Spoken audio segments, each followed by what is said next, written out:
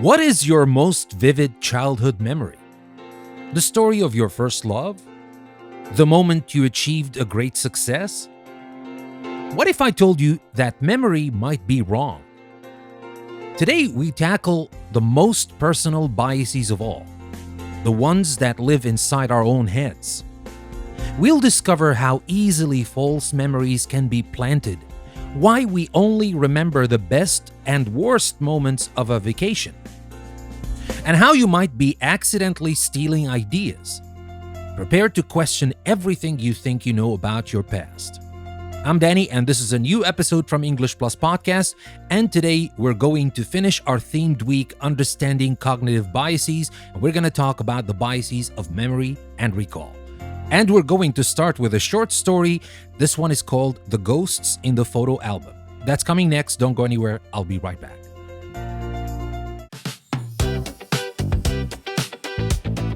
The late afternoon sun cast long, dusty rays across the living room carpet, illuminating the ghosts of the past.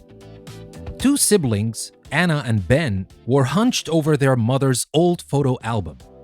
A heavy book with a faded velvet color and pages that smelled faintly of vanilla and thyme. Ben turned a page, revealing a slightly blurry photograph of two small, gap-toothed children squinting on a beach, a gray overcast sky behind them. "Oh, I remember this day," Anna exclaimed, her voice filled with sudden, vivid recollection. "This was the trip to the coast when I got that terrible sunburn. Remember, Ben? I was bright red for a week. Mom had to cover me in aloe vera, and it was so cold and sticky." She traced the outline of her younger self in the photo, the memory as clear as day in her mind. Ben looked up from the album, his brow furrowed in confusion. "A sunburn? Anna, look at the sky in the picture. It was completely overcast, and we're both wearing sweaters. This was the trip in October. You're thinking of that summer trip to the lake the year before." He pulled out his phone and brought up an article he'd been reading. "Look, this is that beach. The article says it's famous for its cold weather and that jellyfish are really common in the autumn." He pointed to a line on the screen. Anna looked at the word jellyfish, and a strange flicker occurred in her mind. The memory of a sticky green aloe vera began to fade, replaced by a new image, hazy at first, then sharpening into focus. "You know what?" she said slowly, her eyes widening. "Now that you say that, I think I do remember seeing something shimmery in the water near my feet. I think it might have been a jellyfish. Wow, that's so weird. I'd completely forgotten." The new information wasn't just a fact. It was a seed, which had just been planted in the fertile soil of her memory. Later that evening, after dinner, Ben was buzzing with excitement. He paced the living room, gesturing wildly. "I've got it, Anna. The most brilliant, original idea for a new app." He began to describe a platform that would use AI to scan your fridge and pantry, generate recipes based on the ingredients you have, and automatically create a shopping list for what's missing. He spoke with the fire of a true inventor, convinced he had just stumbled upon a revolutionary concept. Anna listened patiently, a gentle knowing smile playing on her lips. When he finally finished his passionate pitch, she said softly, "Ben, that is a brilliant idea. And it was just as brilliant when our cousin Mark described the exact same app to us at Thanksgiving last year." Ben stopped pacing.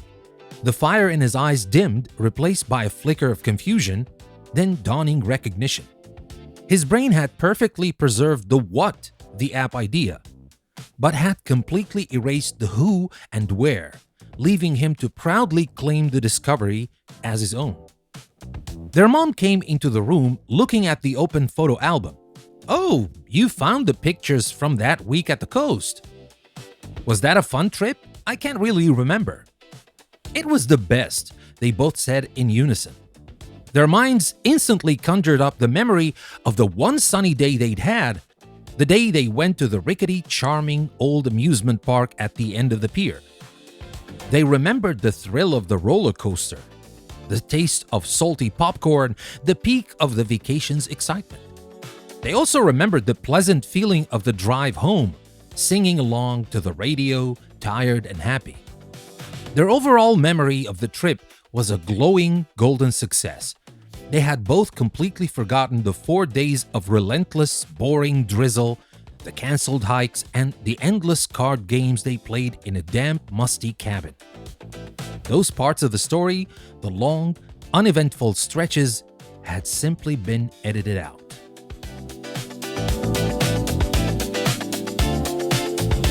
Alright, my friends, that was the story of the ghosts in the photo album. That trip down Anna and Ben's memory lane is a perfect and slightly unsettling look at how our minds work. Our past is not a library of perfectly preserved video files that we can replay at will. It's more like a scrapbook assembled by a creative and sometimes unreliable storyteller. Our brain keeps the dramatic snapshots, the emotional highlights, and the neat endings, but it throws away the boring bits.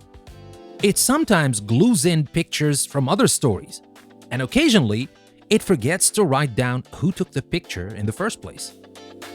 The process of memory isn't a flaw, it is a feature. It's designed to be efficient, to give us a coherent story of our lives that we can use to navigate the future. But that efficiency comes at the cost of accuracy. Today, in our final episode of this week's theme, Understanding Cognitive Biases, we're going to explore the 3 major biases that make our memory so fallible: the misinformation effect, the source monitoring errors that lead to cryptomnesia, and the powerful peak-end rule.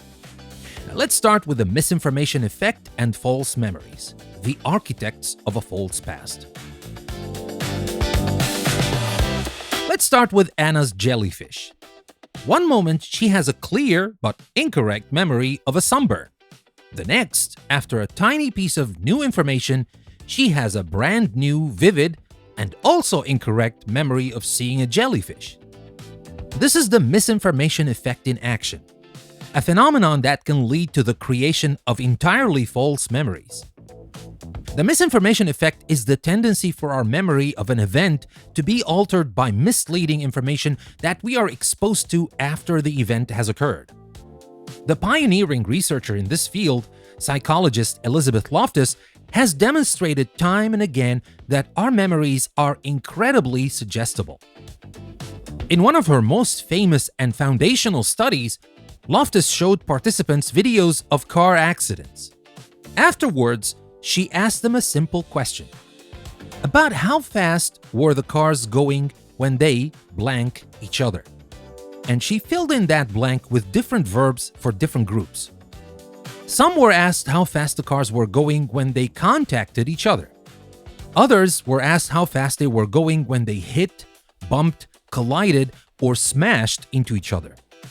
The results were remarkable. The verb used in the question, the post-event information, dramatically changed the participants' memory of the event. Those who heard the gentle word contacted estimated the speed at around 31 miles per hour. Those who heard the violent word smashed estimated the speed at over 40 miles per hour. But it gets even crazier. A week later, she asked them another question. Did you see any broken glass? In the video, there was no broken glass. Yet, of the participants who had heard the word smashed, more than double the number of them falsely remembered seeing broken glass compared to the other groups. The word smashed was so powerful that it created a false memory of an object that was never there. This shows that memory is a reconstructive process. When we recall an event, we aren't replaying a video. We are rebuilding the event from scattered pieces of information stored in our brain, and our brain will happily use any new, plausible information like a leading question from a lawyer, a news report, or even just a casual mention of jellyfish from a sibling to fill in the gaps. This has enormous and terrifying consequences for our justice system, which often relies on eyewitness testimony. A suggestive question from a police officer can unintentionally implant a false detail in a witness's memory. Research has shown that even the confidence of a co-witness can dramatically increase the number of misinformation errors another witness makes. We think of our memories as our own, but they are incredibly vulnerable to social influence. The line between a real memory and an implanted one is alarmingly thin. So, my friends, that was about the misinformation effects and false memories. And now let's talk about cryptomnesia and source monitoring error, the unconscious plagiarist. Now let's talk about Ben and his brilliant original app idea. He wasn't lying or intentionally stealing the idea. His brain was playing a different kind of memory trick on him, a phenomenon called cryptomnesia. Cryptomnesia is defined as the tendency for a person to falsely remember generating a thought, idea, or creation as new and original, when in fact it was retrieved from a memory of a past experience.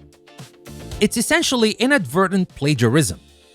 The root cause of this strange phenomenon is something called a source monitoring error. Source monitoring is the mental process our brain uses to keep track of where our memories, beliefs, and knowledge come from. It's the little tag on every piece of information that says, "I read this in a book," "My friend told me this," or "I thought of this myself while in the shower." A source monitoring error occurs when that tag gets lost or mislabeled. The brain successfully retrieves the information, the what, but fails to retrieve the source, the who or where. When the source is forgotten, our brain's default setting is often to assume the source was, well, us. History is filled with famous examples of this. Helen Keller, the celebrated author who was deaf and blind, once wrote a children's story that was later discovered to be remarkably similar to a story that had been read by her years earlier. She had no conscious memory of hearing the original story. Her brain had stored the narrative but had forgotten the source, leading her to believe she had created it. In a lighter example, Steven Tyler, the lead singer of Aerosmith, once heard a song on the radio, fell in love with it, and rushed to his bandmates to insist they perform a cover version. It turned out the song was one of their own, an old ballad called "You See Me Crying" that he had completely forgotten writing. Now, you might think this is a rare problem for creative geniuses, but it's incredibly common. A clever study from 1989 by psychologists Alan Brown and Dana Murphy demonstrated this in a lab. They put participants in small groups and had them take turns generating examples from various categories, like types of birds.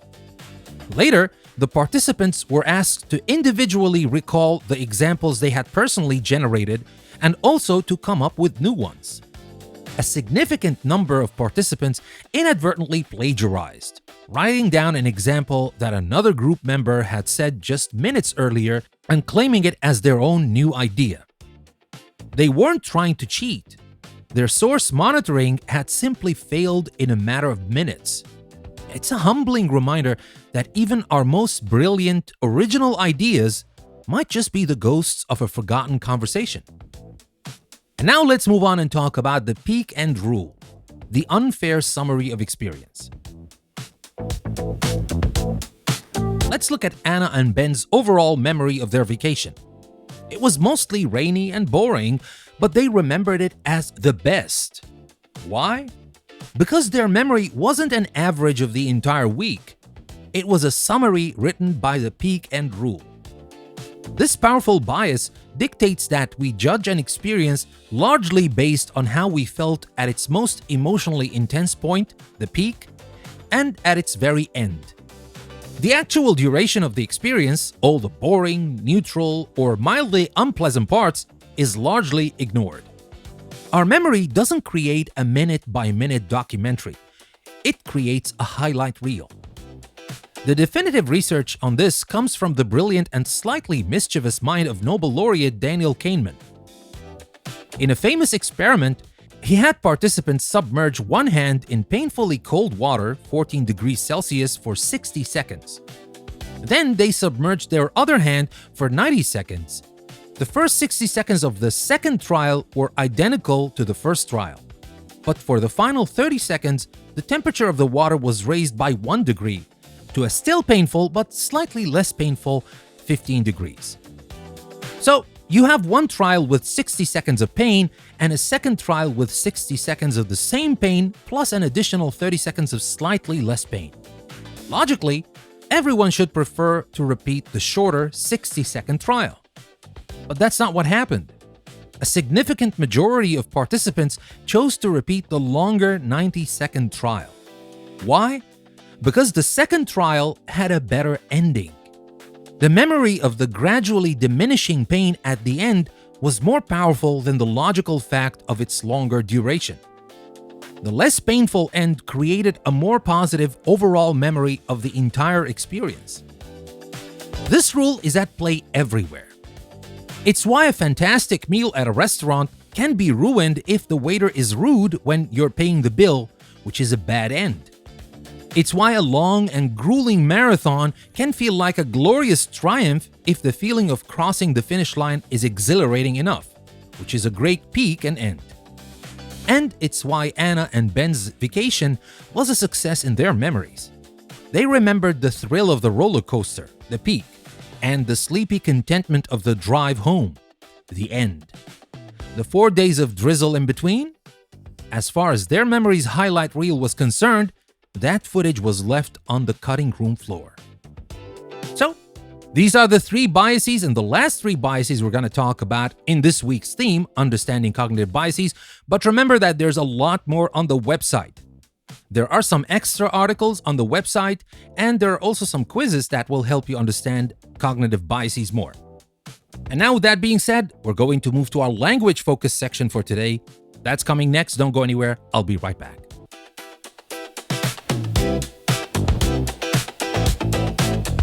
I'm afraid this is the end of the free version of this episode.